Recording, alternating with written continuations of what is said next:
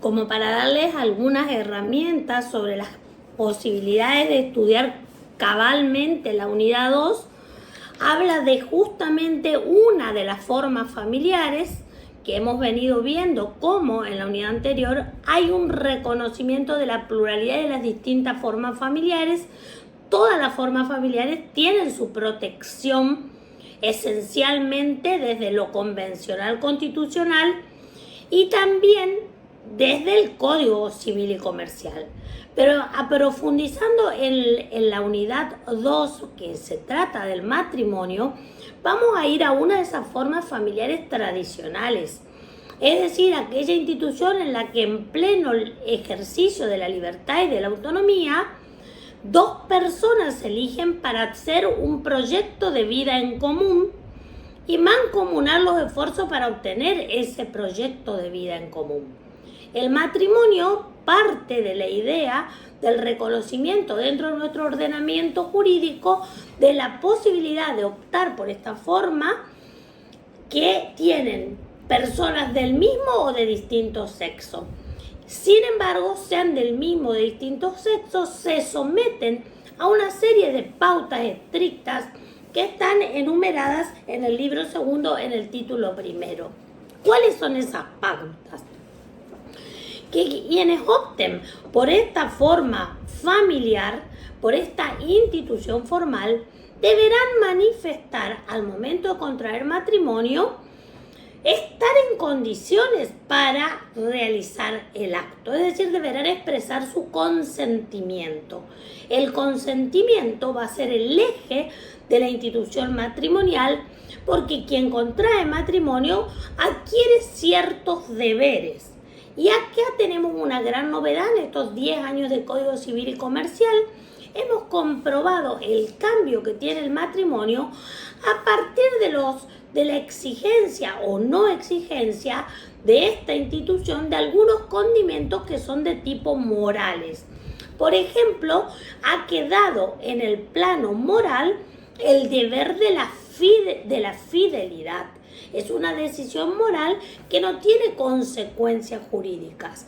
Sin embargo, se ha mantenido la forma tradicional de matrimonio solo de dos personas, excluyendo la posibilidad de más de dos personas. El acto se lo va a realizar ante un oficial público de los registros de estado de capacidad civil de las personas. Esta idea de ir dejando de lado también esto en los mitos sociales, que muchas veces la gente dice nos casamos ante el juez.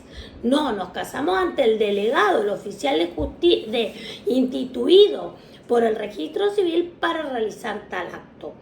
Para hacerlo, las personas no tienen que tener ningún impedimento. Los impedimentos matrimoniales tienen que ver con los parentescos, sean por consanguinidad o por afinidad, pero también pueden tener que ver con una cuestión de un matrimonio anterior mientras subsista, haber tenido algún tipo de condenas o ser en razón de la edad o de la cuestión de la salud mental.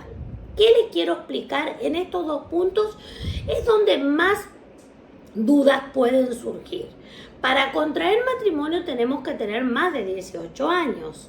Sean varones o mujeres, no hay diferencia. Antes había una diferencia considerando que la mujer estaba como más capacitada, más prontamente para asumir la responsabilidad del matrimonio, pero hoy en día, con muy buen criterio, el legislador ha reconocido que esto nada tiene que ver en la cuestión de género, sino que hay una cuestión de madurez que va más allá.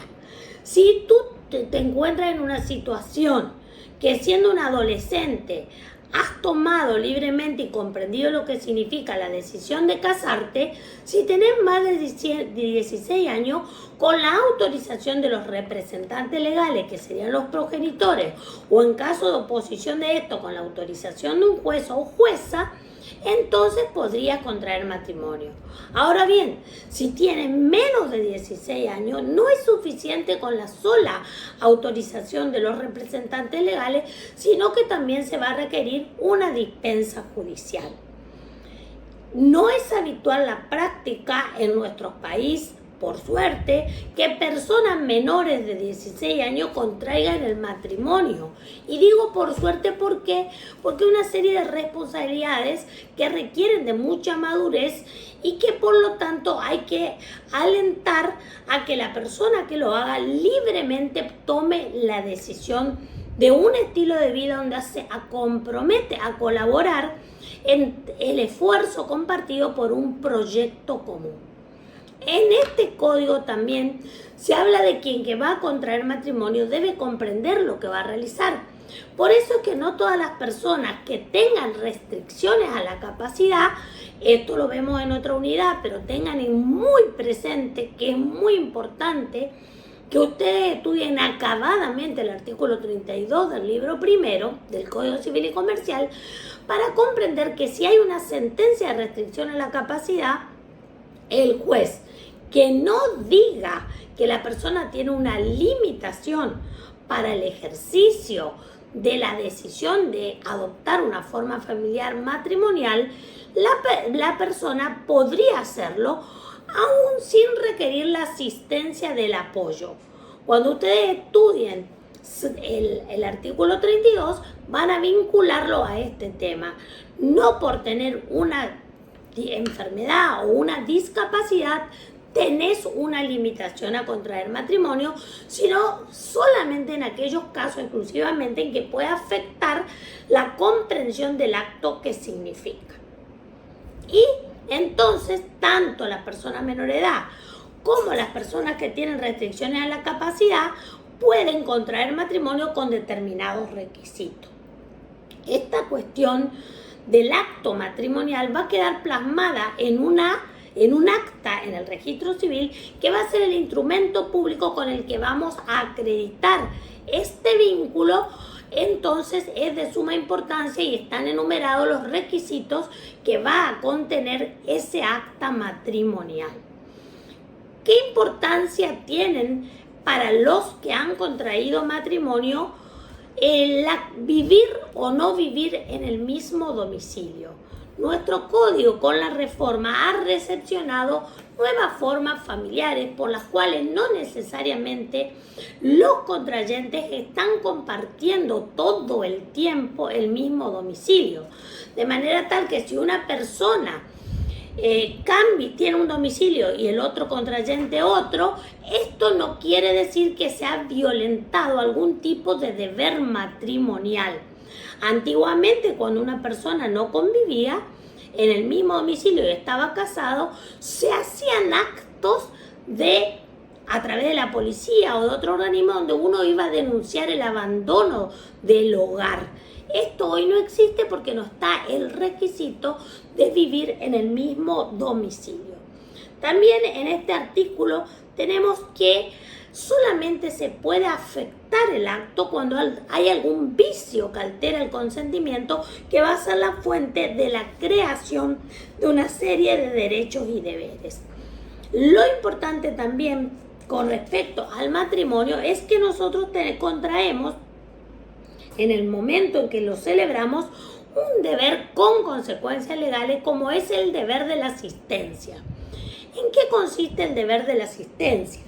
Los esposos, dice el artículo 431, que es el que te leen el día que se realizan en los registros civiles el acto matrimonial, se comprometen a desarrollar un proyecto de vida en común basado en la cooperación, la convivencia y el deber moral de la fidelidad, y se deben prestar asistencia mutua. Cuando hablamos de asistencia nos referimos a los alimentos. Básicamente, entre sí, mientras dure la convivencia, hay una responsabilidad de realizar prestaciones alimentarias al otro. Incluso esa prestación alimentaria se puede extender más allá durante la separación de hecho, e incluso también están previstos alimentos postdivorciales con algunos determinados requisitos. Por eso el deber más importante, y que lo desarrollamos en esta unidad, es el deber de asistencia familiar, y se da en el código, en el artículo 433, pautas para el caso de tener que fijarlo judicialmente. En el tema matrimonial, también nosotros tenemos muy en cuenta que hay distintas formas. La forma tradicional, los dos contrayentes van al registro civil, se casan, y otra forma que puede ser el matrimonio a distancia, cuando una persona se encuentra en otra provincia o incluso en otro país y va por una situación de emergencia o por una situación de necesidad y presta el consentimiento en un lugar distinto donde está el otro contrayente, pero luego se hace la debida registración. Y también el matrimonio en artículo de muerte o justamente el matrimonio de personas que están en una condición especial que tiene atenuados sus requisitos. ¿Por qué estas formas son importantes? Porque lo estudiamos en esta materia y luego vamos a ver las consecuencias también en el derecho sucesorio, de manera tal que es muy importante comprender que esa atenuación de requisitos formales para el acto del matrimonio en supuesto de personas mayores de edad que estén atravesando una enfermedad o que se encuentren por una circunstancia es frecuentemente utilizado para consolidar, darle la legalidad que requieren convivencias de larga data. Disculpen. Es muy importante para nosotros entender que esto siempre responde a una elección y que no hay imposiciones particulares en nuestra legislación. La gran novedad del Código Civil y Comercial es que al momento de contraer el matrimonio se puede optar por elegir un régimen matrimonial patrimonial de separación de bienes.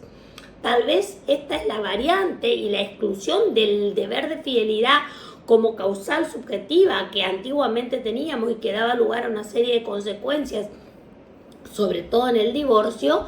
Incluso esas consecuencias arrastraban hasta el derecho sucesorio, pero la otra muy significativa justamente es esta posibilidad actualmente de elegir en el momento de contraer matrimonio que cada contrayente conserve para sí, de ahí en el futuro, bienes de caracteres personales y no se forme una comunidad de bienes. Entonces, al momento de contraer matrimonio, uno puede presentar también esa convención matrimonial a la persona del registro civil y decir que su régimen patrimonial matrimonial es específicamente el de separación de bienes. Bueno, vamos a ir profundizando en la unidad que sigue las consecuencias de tipo patrimoniales de esta institución tan tradicional que es una de las formas familiares.